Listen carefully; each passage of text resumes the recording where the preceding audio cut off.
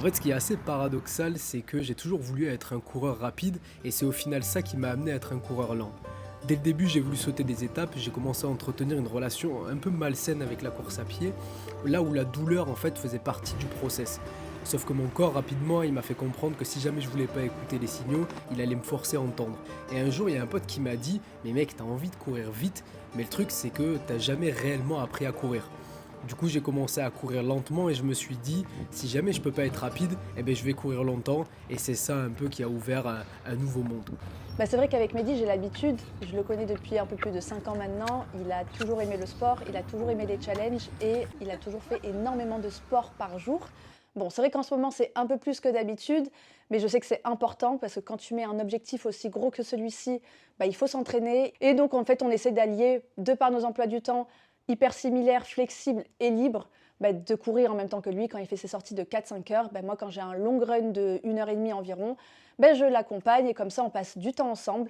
Et voilà, en vrai, je le soutiens dans tout ce qu'il fait depuis le début. Donc, moi, je suis hyper contente de vivre ça à ses côtés. Et surtout, j'ai hâte d'arriver en novembre et d'être dans le désert avec lui et de vivre ça. Ça va être ouf en vrai. Alors, des fois, il accélère d'un coup pour aller directement dans son jardin.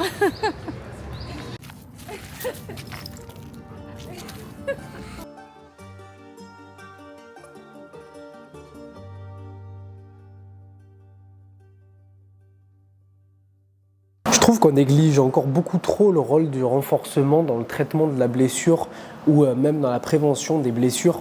On a tendance, quand on a un petit bobo, à se reposer. C'est un peu ce qu'on nous a toujours fait croire qu'il était bon de faire un break pour laisser notre corps récupérer, etc. C'est vrai dans certaines conditions, mais je pense qu'on doit être avant tout acteur de sa guérison. Moi, la première chose que je fais à chaque fois que j'ai une tension, c'est que j'essaie de comprendre d'où ça peut venir. Donc là, à ce moment-là, j'envoie un petit message à mon très cher ami Uriel et je lui demande à quoi ça peut être dû cette tension. Donc il m'explique, ça peut être dû à une hypotonicité au niveau des fessiers, une tension au niveau de la chaîne postérieure, à une hypertonicité au niveau de la chaîne antérieure, etc.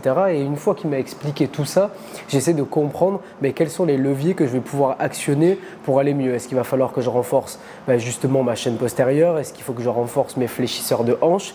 Et en fait, une fois que j'ai tout ça, j'arrive à comprendre comment gérer ma blessure moi-même et comment me remettre beaucoup plus rapidement sur pied. Parce qu'en fait, ce qui se passe en course à pied, c'est qu'automatiquement, on est soumis à des contraintes mécaniques, on va avoir des déséquilibres aussi musculaires induits par la pratique et c'est à nous de prendre les devants sur ces contraintes-là et d'essayer de rééquilibrer notre corps, soit pour justement éviter la blessure ou quand elle arrive, la soigner plus rapidement et faire en sorte qu'on ne rencontre plus en fait cette blessure-là. Donc ouais, c'est sûr que c'est pas les exercices les plus fun à faire. Moi, le premier, quand je vais à la salle, je préfère faire une séance de pec. Mais je pense que ça s'inscrit quand même dans un besoin au niveau de notre durabilité. C'est à nous de prendre en charge notre pratique, de prendre en charge notre corps pour pouvoir durer dans ce sport-là. Et voilà, continuer à prendre du plaisir à courir et se dire que dans 10 ans, on sera encore capable de faire ça et qu'on aura même évolué parce que en plus de prévenir les blessures ou de se remettre sur pied plus rapidement, ça nous permet aussi d'optimiser nos performances. Donc on est gagnant à le faire, quoi. Aujourd'hui, ma priorité absolue, ça reste de ne pas me blesser.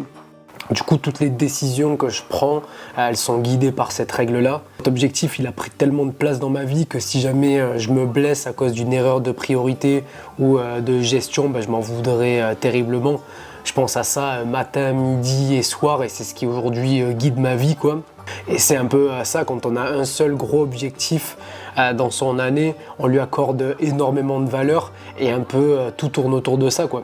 Donc oui, ça demande certains sacrifices, je ne peux pas dire oui à tout, je dois refuser certaines sollicitations et j'essaie de mesurer à chaque fois est-ce que c'est bon pour ma prépa ou non. Il y a des choses qui sont obligatoires comme le fait d'enchaîner des gros blocs d'entraînement ou de faire beaucoup de kilomètres dans ma semaine. Mais ça, c'est nécessaire à la réussite de ce projet-là. Donc voilà.